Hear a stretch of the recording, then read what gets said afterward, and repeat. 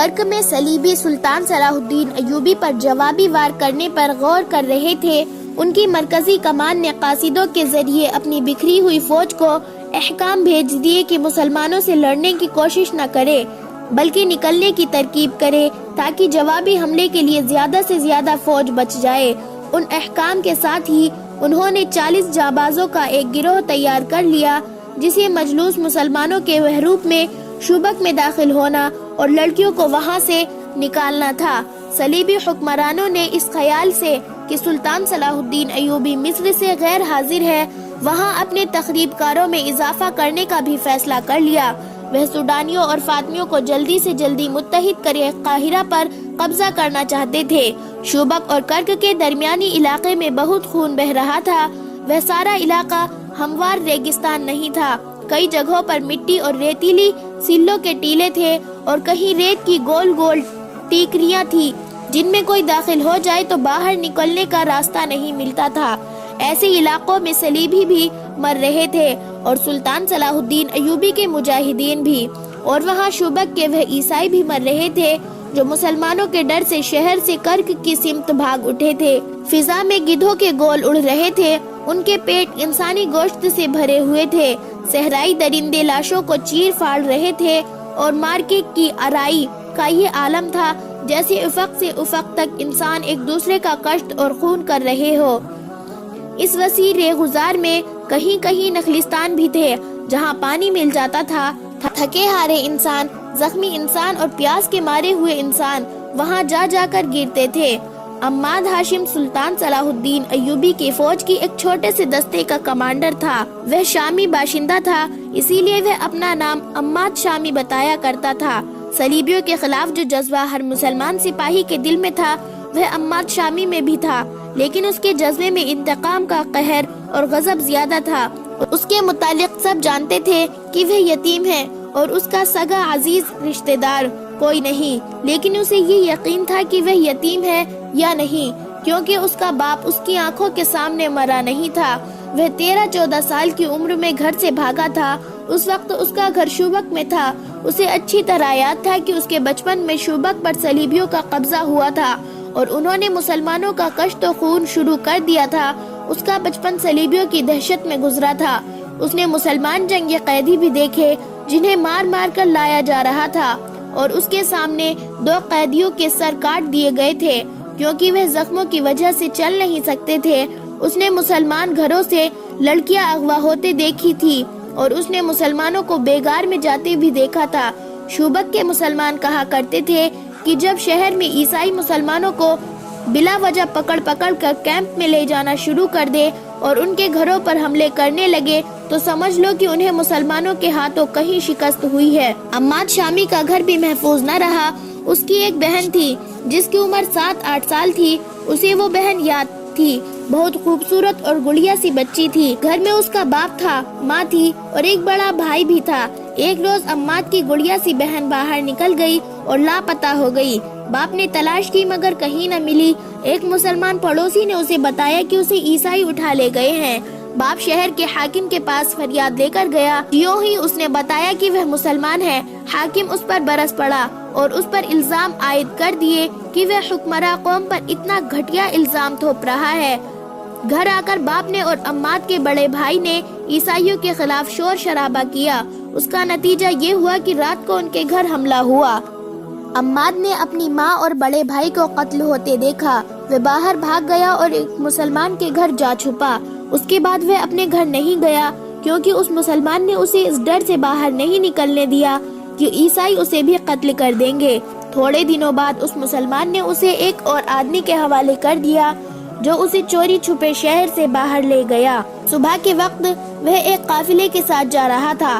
بہت دنوں کی مسافت کے بعد وہ شام پہنچا۔ وہاں اسے ایک امیر کبیر تاجر کے گھر نوکری مل گئی۔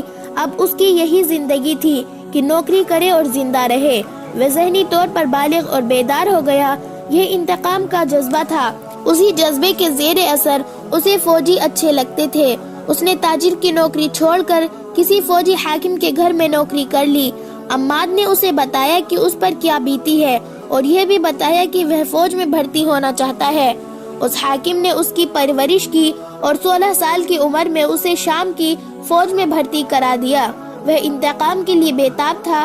اسے 3-4 معرکوں میں شریک ہونے کا موقع ملا، میں اس کے ظہر سامنے آ گئے۔ 11-12 سال بعد اسے اس فوج کے ساتھ اسے عمر روانہ کر دیا گیا۔ 11-12 سال کے بعد اسے اس فوج کے ساتھ اسے مصر روانہ کر دیا گیا جو نور الدین جنگی نے سلطان صلاح الدین ایوبی کی مدد کے لیے بھیجی تھی۔ 2 سال مصر میں گزر گئے، پھر خدا نے اس کی یہ مراد بھی پوری کی کہ وہ شبک پر حملہ کرنے والی فوج کے ساتھ گیا، لیکن اسے اس فوج میں رکھا گیا جسے ریگزار میں صلیبیوں کی فوج پر حملے کرنے تھے۔ وہاں وہ صلیبیوں کے لیے قہر بنا ہوا تھا۔ اس کا چھاپا مار سوار دستہ مشہور ہو گیا تھا۔ عماد شامی اپنے سواروں کو ساتھ لیے صحرا میں صلیبیوں کی مشق لیتا پھرتا اور بھیڑیوں اور چیتوں کی طرح ان پر جھپٹتا تھا، مگر اس کے سینے میں جو آگ لگی ہوئی تھی وہ سرد نہیں ہوتی تھی۔ 1 ماہ بعد اس کے دستے میں کل 4 سوار رہ گئے تھے، باقی سب شہید ہو گئے۔ ایک رات اس نے ان 4 سواروں سے صلیبیوں کے کم و بیش 50 افراد کے دستوں پر حملہ کر دیا۔ وہ سارا دن چھپ چھپ کر ان کا پیچھا کرتا رہا۔ دن کے وقت وہ 4 سپاہیوں سے 50 سپاہیوں پر حملہ نہیں کر سکتا تھا۔ ان کے تعاقب میں وہ بہت دور نکل گیا۔ رات کو صلیبی رک گئے اور انہوں نے پڑاؤ کیا، لیکن بہت سے سنتری بیدار رکھے۔ عماد نے آدھی رات کے وقت گھوڑے کو ایڑ لگائی اور سوئے ہوئے صلیبیوں کے درمیان سے اس طرح گزرا کہ برچھی سے دائیں بائیں وار کرتا گیا۔ اس کے چاروں جانبازوں کا بھی یہی انداز تھا۔ انہیں جو ہلتی چیز نظر آئی اس پر برچھیاں یا تلواروں کے وار کرتے اندھیرے میں غائب ہو گئے۔ کئی سوئے ہوئے صلیبی ان کے گھوڑے تلے روندے گئے۔ سنتریوں نے تاریکی میں تیر چلائے جو خطا گئے۔ آگے جا کر عماد نے اپنے جانباز سواروں کو روکا اور انہیں وہاں سے آہستہ آہستہ پیچھے لایا۔ اس نے یہ بھی نہ سوچا کہ دشمن بیدار ہو چکا ہے۔ وہ گھڑ سواروں کو پھر قریب لے گیا اور ایڑ لگانے کا حکم دے دیا۔ اندھیرے میں اسے سائے سے گھومتے پھرتے نظر آ رہے تھے۔ 5 گھوڑے سرپٹ دوڑتے ان کے درمیان سے گزرے، مگر اب وہ دشمن پر وار کر کے آگے گئے تو وہ 5 کے بجائے 3 تھے۔ 2 کو صلیبی تیر اندازوں نے گرا لیا تھا۔ عماد کا خون اور زیادہ جوش میں آ گیا۔ اس نے اپنے مجاہدوں سے کہا، ابھی انتقام لیں گے۔ یہ اس کی حکمت تھی۔ اس نے اپنے دونوں مجاہدوں کو موڑا اور صلیبیوں کے قریب آہستہ آہستہ آ کر حملے کا حکم دے دیا۔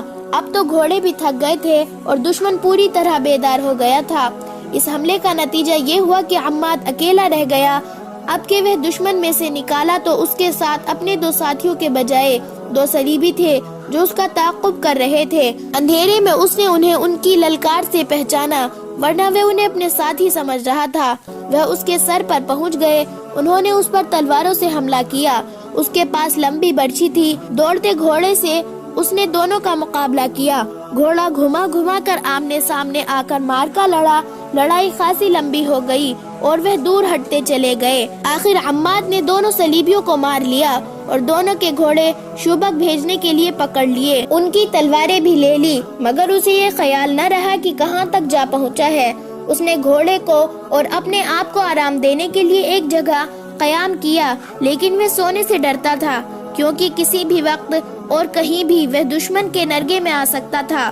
اس نے رات جاگتے گزار دی۔ ستارے دیکھ کر اس نے یہ معلوم کر لیا کہ شبک کس طرف اور کرک کس طرف ہے، اور اسے صحرا میں کون سی جگہ جانا ہے جہاں اسے اپنا کوئی دستہ مل جائے گا۔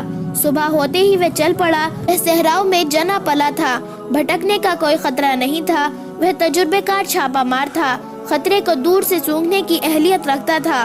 اسے دور دور صلیبی 4-4 5-5 کی ٹولیوں میں جاتے نظر آئے۔ اگر اس کے پاس 2 فالتو گھوڑے نہ ہوتے تو کسی ٹولی پر حملہ کر دیتا۔ وہ بچتا بچاتا اپنی راہ چلتا گیا۔ راستے میں اسے کوئی جگہ گھوڑے اور اونٹوں کے مردار اور صلیبی سپاہیوں کی لاشیں پڑی ہوئی نظر آئی جنہیں گدھ اور لومڑیاں کھا رہی تھی۔ ان میں اس کے اپنے ساتھیوں کی لاشیں بھی ہوں گی۔ وہ چلتا گیا اور سورج افق پر چلا گیا۔ آگے ٹیلوں کا علاقہ آ گیا جس میں سے راستے ہر چند قدم پر گھومتے تھے۔ یہاں ڈر تھا کہ صلیبیوں کی کوئی ٹولی رات کے لیے قیام کرے گی۔ وہ سورج غروب ہونے سے پہلے وہاں سے نکل جانا چاہتا تھا۔ یہ ڈر بھی تھا کہ کسی ٹیلے پر کوئی تیر انداز نہ بیٹھا ہو۔ وہ ہر طرف اور اوپر دیکھتا چلتا گیا۔ آگے راستہ 2 ٹیلوں کے درمیان سے مڑتا تھا۔ وہاں سے وہ مڑا تو اچانک اسے کسی کے دوڑتے قدموں کی آہٹ سنائی دی۔ کوئی آدمی ساتھ والے ٹیلے کے پیچھے چھپ گیا تھا۔ اس نے گھوڑے کی باغ کو جھٹکا دیا اور ایڑ لگائی۔ تیز رفتار سے وہ ٹیلے کے پیچھے گیا تو آگے راستہ اور ایک ٹیلے نے بند کر رکھا تھا۔ وہ جگہ ایک وسیع کھڈ بنی ہوئی تھی۔ عماد نے کوئی 20 قدم دور میلے کچیلے سے چوغے والا ایک آدمی ہاتھوں اور گھٹنوں کے بل ٹیلے پر چڑھنے کی کوشش کر رہا تھا۔ آدمی کی طرف اس کی پیٹھ تھی۔ اس آدمی کا سر ڈھکا ہوا تھا۔ وہ آدمی نہتھا معلوم ہوتا تھا۔ عماد نے اسے للکارا مگر وہ ٹیلے پر چڑھنے کی کوشش کرتا رہا۔ ٹیلا مشکل قسم کا تھا۔ عماد آگے چلا گیا۔ اس آدمی نے ایک کوشش اور کی مگر کہیں ہاتھ پاؤں نہ جما سکا۔ وہ نڈال ہو چکا تھا۔ ٹیلے سے اس کی گرفت ڈھیلی ہو گئی اور وہ لڑکتا ہوا عماد کے گھوڑے کے قدموں میں آن پڑا۔ اس کے سر سے چوغے کی اوڑھنے والا حصہ اتر گیا۔ عماد یہ دیکھ کر حیران رہ گیا کہ وہ ایک جوان لڑکی تھی اور خوبصورت اتنی جو اس نے پہلے کبھی نہیں دیکھی تھی۔ عماد گھوڑے سے اترا۔ لڑکی خوف زدہ تھی۔ اس کی رہی سے یہ قوت بھی خوف نے ختم کر دی تھی۔ وہ اٹھی مگر بیٹھ گئی۔ عماد نے اس سے پوچھا کہ وہ کون ہے۔ اس نے جواب دیا، پانی پلاؤ۔ عماد نے ایک گھوڑے سے پانی کی چھاگل کھول کر اسے دے دی۔ اس نے بے تابی سے پانی پیا اور اس کی آنکھیں بند ہونے لگی۔ عماد نے اسے کھانے کے لیے کچھ دیا تو اس کے پیٹ میں گیا تو اس کے چہرے پر زندگی کے آثار نظر آنے لگے۔ عماد نے اس سے کہا، مجھ سے ڈرو نہیں، بتاؤ کون ہو۔ اس نے تھکی ہاری زبان میں کہا، شوبک سے اپنے خاندان کے ساتھ چلی تھی، سب مارے گئے ہیں، میں اکیلی رہ گئی ہوں، مسلمانوں نے بیچ میں حملہ کر دیا تھا۔ عماد نے کہا، مجھے سچ کیوں نہیں بتا دیتی کہ تم کون ہو؟ تم نے جو کچھ کہا ہے جھوٹ کہا ہے۔ اس نے خوف زدہ لہجے میں کہا، جھوٹ ہی صحیح، مجھ پر رحم کرو اور مجھے کرک تک پہنچا دو۔ عماد نے کہا، میں تمہیں شوبک لے جا سکتا ہوں، کرک نہیں۔ تم دیکھ رہی ہو کہ میں مسلمان ہوں، میں راستے میں عیسائی فوج کے ہاتھوں مرنا نہیں چاہتا۔ لڑکی نے کہا، پھر مجھے ایک گھوڑا دے دو، میں لڑکی ہوں، اگر راستے میں کسی کے قبضے میں آ گئی تو جانتے ہو کہ میرا انجام کیا ہوگا۔ عماد نے کہا، میں تمہیں گھوڑا بھی نہیں دے سکتا، تمہیں یہاں سے اکیلے روانہ بھی نہیں کر سکتا، یہ میرا فرض ہے کہ تمہیں اپنے ساتھ شوبک لے جاؤں، وہاں مجھے کس کے حوالے کرو گے؟ عماد نے کہا، اپنے حاکموں کے حوالے، اور تسلی دی، تمہارے ساتھ وہ صدوق نہیں ہوگا جس کا تم کو ڈر ہے۔ لڑکی کرک جانے کی ضد کر رہی تھی۔ عماد نے اسے بتایا کہ انہیں حکم ملا ہے کہ شوبک کے کسی عیسائی باشندے کو وہاں سے بھاگنے نہ دیا جائے۔ اس کے علاوہ اس نے لڑکی کو خبردار کیا کہ وہ کرک تک نہیں پہنچ سکے گی۔ وہ کیونکہ گوری رنگت کی خوبصورت لڑکی تھی، اس لیے لڑکی کو یہ ڈر تھا کہ یہ فوجی مسلمان اسے بے آبرو کرے گا۔ اس نے سوچا کہ کیوں نہ اس کے ساتھ آبرو کا ہی سودا کر کے اس سے کہا جائے کہ وہ اسے گھوڑا دے دے۔ لڑکی نے اپنا رویہ بدل لیا اور عماد سے کہا، میں بہت تھکی ہوئی ہوں، آج رات یہی قیام کیا جائے، صبح شوبک کو روانہ ہو جائیں گے۔ عماد بھی تھکا ہوا تھا، گھوڑوں کا بھی یہی حال تھا، وہ لڑکی کی بھی حالت دیکھ رہا تھا۔ اس نے وہیں رکنے کا فیصلہ کر لیا۔ اس سے پہلے لڑکی نے اسے غور سے نہیں دیکھا تھا۔ اس نے یہی دیکھا تھا کہ وہ بڑھی ہوئی داڑھی والا مسلمان فوجی ہے جو جسم کی ساخت اور گرد سے اٹے ہوئے چہرے سے وحشی لگتا ہے۔ اس سے اسے رحم کی امید نہیں تھی۔ اب جب کہ اس نے کچھ اور ہی سوچ لیا تھا، اس نے عماد کو گہری نظروں سے دیکھا۔ اس وقت عماد بھی اسے گہری نظروں سے دیکھ رہا تھا اور سوچ رہا تھا کہ اس قدر حسین لڑکی کا اس صحرا میں اکیلے رہ جانا، جہاں صلیبی اور اسلامی سپاہی لمبے عرصے سے بھوکے بھیڑیا کی طرح بھاگتے دوڑتے پھر رہے ہیں، اس کے لیے کتنا خطرناک ہے۔ اور یہ بھی ہو سکتا ہے کہ اس لڑکی پر سپاہی یا کمانڈر آپس میں ہی لڑ مرے۔ وہ خود بھی فرشتہ نہیں تھا۔ اس نے لڑکی کی آنکھوں میں جھانکا، اس وقت لڑکی اسے دیکھ رہی تھی۔ عماد نے کوشش کی کہ وہ لڑکی سے نظریں پھیر لے، مگر لڑکی کی آنکھوں نے اس کی آنکھوں کو گرفتار کر لیا تھا۔ اس نے اپنے جسم کے اندر کوئی ایسا جذبہ محسوس کیا جو اس کے لیے اجنبی تھا۔ اس نے ایک بار نظریں جھکا لی، مگر آنکھیں اپنے آپ پھر اٹھ گئی اور وہ بے چین سا ہونے لگا۔ لڑکی کے ہونٹوں پر ہلکی سی مسکراہٹ آ گئی۔ عماد نے آہستہ سے کہا، تم شاید کنواری ہو؟ ہاں، لڑکی نے جواب دیا اور ذرا سا بھی سوچے بغیر کہہ دیا، میرا دنیا میں کوئی نہیں رہا، اگر میرے ساتھ کرک چلو تو میں تمہارے ساتھ شادی کر لوں گی۔ عماد بیدار سا ہو گیا۔ اس نے کہا، پھر تم مجھے کہو گی کہ اپنا مذہب تبدیل کر لو، جو میں نہیں کر سکوں گا. تم شبک چل کر میرے ساتھ شادی کرو اور مسلمان ہو جاؤ. لڑکی نے کہا مجھے بہرحال کرک جانا ہے. اگر میرے ساتھ وہاں تک چلو گے تو تمہاری دنیا بدل جائے گی. لڑکی نے سودا بازی شروع کر دی تھی لیکن عماد کچھ اور ہی سوچ رہا تھا. یہ سوچ ایسی تھی جسے وہ سمجھ بھی نہیں سکتا تھا. وہ بار بار لڑکی کے چہرے، اس کے ریشمی بالوں اور آنکھوں کو دیکھتا اور سر جھکا کر سوچ میں کھو جاتا تھا. لڑکی کے جیسے وہ کوئی بات سن ہی نہیں رہا تھا. تھوڑی دیر بعد لڑکی کا چہرہ گہری شام کی تاریکی میں چھپ گیا. اس نے گھوڑے کے ساتھ بندھے ہوئے تھیلے میں سے کھانے کی 2-3 چیزیں نکالی، لڑکی کو دی اور خود کھائی. اس کا جسم اس قدر نڈھال تھا کہ جیوں ہی لیٹا اس کی آنکھ لگ گئی. آدھی رات کے بہت دیر بعد لڑکی نے کروٹ بدلی اور اس کی آنکھ کھل گئی. اس نے عماد کو دیکھا، وہ خراٹے لے رہا تھا. ان سے چند قدم دور گھوڑے کھڑے تھے. رات کے پچھلے پہر کا چاند ٹیلوں کے اوپر آ گیا تھا. صحرائی چاندنی آئینے کی طرح شفاف تھی. لڑکی نے گھوڑے کو دیکھا. عماد کو اتنا ہوش بھی نہ تھا کہ سونے سے پہلے گھوڑے کی زینے اتار دیتا. لڑکی نے گھوڑے تیار دیکھے. عماد کو گہری نیند سوئے دیکھا اور یہ بھی محسوس کیا کہ پیٹ میں خوراک اور پانی جانے سے اس کا جسم تر و تازہ ہو گیا ہے. تو اس نے اپنے چوغے کے اندر ہاتھ ڈالا. جب اس کا ہاتھ باہر آیا تو اس کی اتنی دلکش انگلیوں نے ایک خنجر کو مضبوطی سے پکڑ رکھا تھا. چاندنی میں اسے عماد کا چہرہ نظر آ رہا تھا. وہ تو بے ہوشی کی نیند سویا ہوا تھا. لڑکی نے چاندنی میں چمکتے ہوئے خنجر کو دیکھا اور ایک بار پھر عماد کے چہرے پر نظر ڈالی. عماد آہستہ سے کچھ بڑبڑایا. وہ نیند میں بول رہا تھا. لڑکی یہی سمجھ سکی کہ وہ گھر والوں کو یاد کر رہا ہے. لڑکی نے عماد کے سینے کو غور سے دیکھا اور اندازہ کیا کہ اس کا دل کہاں ہے. وہ ایک سے دوسرا وار نہیں کرنا چاہتی تھی. یہ وار دل پر ہونا چاہیے تھا تاکہ عماد فوراً مر جائے، ورنہ وہ مرتے مرتے بھی اسے مار ڈالے گا. لڑکی نے خنجر کو اور زیادہ مضبوطی سے پکڑا. لڑکی نے خنجر کو اور زیادہ مضبوطی سے پکڑ لیا اور گھوڑوں کو دیکھا. اس نے دل ہی دل میں پورا عمل دہرایا. وہ خنجر دل میں اتار دے گی اور بھاگ کر ایک گھوڑے پر سوار ہو جائے گی اور گھوڑے کو ایڑ لگا دے گی. وہ سپاہی نہیں تھی، ورنہ وہ بلا سوچے سمجھے خنجر مار کر عماد کو ختم کر دیتی. یہی وجہ کافی تھی کہ عماد مسلمان ہے اور اس کا دشمن ہے. مگر وہ بار بار عماد کے چہرے پر نظریں گڑا لیتی تھی اور جب اسے قتل کرنے کے لیے خنجر کو مضبوطی سے پکڑتی تھی تو اس کا دل دھڑکنے لگتا تھا. عماد ایک بار پھر بڑبڑایا. اب کہ اس کے الفاظ ذرا صاف تھے. وہ خواب میں اپنے گھر پہنچا ہوا تھا.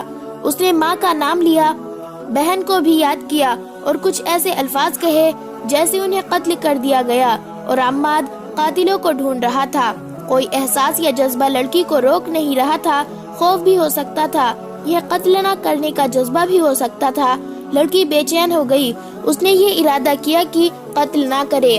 آہستہ سے اٹھے، گھوڑے پر بیٹھے اور آہستہ آہستہ اس کھنڈر سے نکل جائے. وہ اٹھی اور خنجر ہاتھ میں لیے گھوڑے کی طرف چل پڑی، مگر ریت نے اس کے پاؤں جکڑ لیے. اس نے رک کر عماد کو دیکھا تو اچانک اس کے ذہن میں یہ خیال آیا کہ اس مرد نے اتنی پرواہ نہیں کی کہ اسے ایک جوان لڑکی تنہائی میں مل گئی ہے، اور اس نے یہ بھی نہیں سوچا کہ یہ لڑکی عیسائی ہے جو اسے سوتے میں قتل کر سکتی ہے. اور اس نے گھوڑے کی زینے بھی نہیں اتاری اور اس نے اپنی برچھی اور تلوار بھی احتیاط سے نہیں رکھی. کیوں؟ کیا اسے مجھ پر بھروسہ تھا؟ وہ اتنا ہی بے حس ہے کہ میری جوانی اس کے اندر کوئی جذبہ بیدار نہ کر سکی. اسے ایسے محسوس ہونے لگا جیسے اس آدمی نے اسے گھوڑے سے زیادہ قیمتی نہیں سمجھا. وہ آہستہ آہستہ ایک گھوڑے تک پہنچی. گھوڑا ہنہنایا. لڑکی نے گھبرا کر عماد کو دیکھا. گھوڑے کی آواز پر بھی اس کی آنکھ نہ کھلی. وہ 3 گھوڑے کی اوٹ میں کھڑی ایک گھوڑے پر سوار ہونے کا ارادہ کر رہی تھی کہ اسے اپنے عقب سے آواز سنائی دی. کون ہو تم؟ لڑکی نے چوک کر پیچھے دیکھا. ایک آدمی نے منہ سے وسل بجائی اور کہا، ہماری یہ قسمت. وہ 2 تھے. دوسرا ہنسا. لڑکی زبان سے پہچان گئی کہ یہ صلیبی ہے. ایک نے لڑکی کو بازو سے پکڑا اور اپنی طرف کھینچا. لڑکی نے کہا، میں صلیبی ہوں. دونوں آدمی ہنس پڑے اور ایک نے کہا، پھر تم سالم ہماری ہو. آؤ ذرا ٹھہرو اور میری بات سنو. اس نے کہا، میں شوبک سے فرار ہو کر آئی ہوں. میرا نام آیونا ہے. میں جاسوسی کے شعبے کی ہوں. کرک جا رہی ہوں. وہ دیکھو ایک مسلمان سپاہی سویا ہوا ہے. اس نے مجھے پکڑ لیا تھا. میں اسے سوتا چھوڑ کر بھاگ رہی ہوں. میری مدد کرو. یہ گھوڑے سنبھالو اور مجھے کرک پہنچاؤ. اس نے انہیں اچھی طرح سمجھایا کہ وہ صلیبی فوج کے لیے کتنی قیمتی اور کارآمد لڑکی ہے۔ ایک صلیبی نے اسے وحشیوں کی طرح بازوؤں میں جکڑ لیا اور کہا جہاں کہو گی وہاں پہنچا دیں گے۔ دوسرے نے ایک بیہودہ بات کہہ دی اور دونوں اسے ایک طرف کو دھکیلنے لگے۔ وہ صلیبی فوج کے پیادہ سپاہی تھے جو مسلمان چھاپا ماروں سے بھاگتے پھر رہے تھے۔ رات وہ چھپ کر ذرا آرام کرنا چاہتے تھے۔ ایسی خوبصورت لڑکی نے انہیں حیوان بنا دیا۔ لڑکی نے جب دیکھا کہ انہیں صلیب کا بھی کوئی خیال نہیں تو اس نے اس امید پر بلند آواز سے بولنا شروع کر دیا کہ عماد جاگ اٹھے گا۔ اسے سپاہیوں نے گھسیٹنا شروع کر دیا۔ اچانک ایک نے گھبرائی ہوئی آواز میں اپنے ساتھی کا نام لے کر کہا بچو، مگر اس کے بچنے سے پہلے ہی عماد کی برچھی اس کی پیٹھ میں اتر چکی تھی۔ دوسرے نے تلوار سونت لی۔ اس وقت لڑکی نے دیکھا کہ اس کے ہاتھ میں خنجر ہے۔ اس نے خنجر صلیبی سپاہی کے پہلو میں گھونپ دیا۔ یکے بعد دیگرے 2 اور وار کیے اور چلا چلا کر کہا تمہیں زندہ رہنے کا کوئی حق نہیں، تم صلیب کے نام پر غلط داغ ہو۔ جب دونوں صلیبی ٹھنڈے ہو گئے تو لڑکی بے قابو ہو کر رونے لگی۔ عماد نے اسے بہلایا اور کہا اب یہاں رکنا ٹھیک نہیں، ہو سکتا ہے کہ زیادہ سپاہی ادھر آ نکلے، ہم ابھی شوبک کو روانہ ہو جاتے ہیں۔ اس نے لڑکی سے پوچھا انہوں نے تمہیں جگایا تھا؟ لڑکی نے جواب دیا نہیں، میں جاگ رہی تھی اور گھوڑے کے پاس کھڑی تھی۔ وہاں کیوں؟ لڑکی نے اعتراف کرتے ہوئے کہا گھوڑے پر سوار ہو کر بھاگنے کے لیے، میں تمہارے ساتھ نہیں جانا چاہتی تھی۔ تم نے خنجر کہاں سے لیا ہے؟ لڑکی نے جواب دیا میرے پاس تھا، میں نے پہلے ہی ہاتھ میں لے رکھا تھا۔ عماد نے پوچھا پہلے ہی ہاتھ میں کیوں لے رکھا تھا؟ شاید اس لیے کہ میں جاگ اٹھوں تو تم مجھے قتل کر دو۔ لڑکی نے جواب دیا۔ عماد کو دیکھتی رہی، کچھ دیر بعد بولی میں تمہیں قتل کر کے بھاگنا چاہتی تھی، بیشتر اس کے کہ تم مجھے قتل کرو۔ میں تمہیں بتا دینا چاہتی ہوں کہ میں نے یہ خنجر تمہیں قتل کرنے کے لیے کھولا تھا، لیکن ہاتھ اٹھا نہیں۔ میں یہ نہیں بتا سکتی کہ میں نے یہ خنجر تمہارے دل میں کیوں نہیں اتارا۔ تمہاری زندگی میرے ہاتھ میں تھی، میں بزدل نہیں، پھر بھی میں تمہیں قتل نہ کر سکی۔ میں کوئی وجہ بیان نہیں کر سکتی، شاید تم کچھ بتا سکو۔ عماد نے کہا زندگی اور موت اللہ کے ہاتھ میں ہے، تمہارا ہاتھ میرے خدا نے روکا تھا اور تمہاری عزت خدا نے بچائی ہے۔ میرا وجود تو ایک بہانہ اور ایک سبب تھا، کسی گھوڑے پر سوار ہو جاؤ اور چلو۔ لڑکی نے خنجر عماد کی طرف بڑھا کر کہا میرا خنجر اپنے پاس رکھ لو ورنہ میں تمہیں قتل کر دوں گی۔ عماد نے کہا تم میری تلوار بھی اپنے پاس رکھ لو، تم مجھے قتل نہیں کر سکو گی۔ یہ مذاق نہیں تھا، دونوں پر سنجیدگی طاری تھی۔ وہ گھوڑے پر سوار ہوئے اور تیسرا گھوڑا ساتھ لے کر چل پڑے۔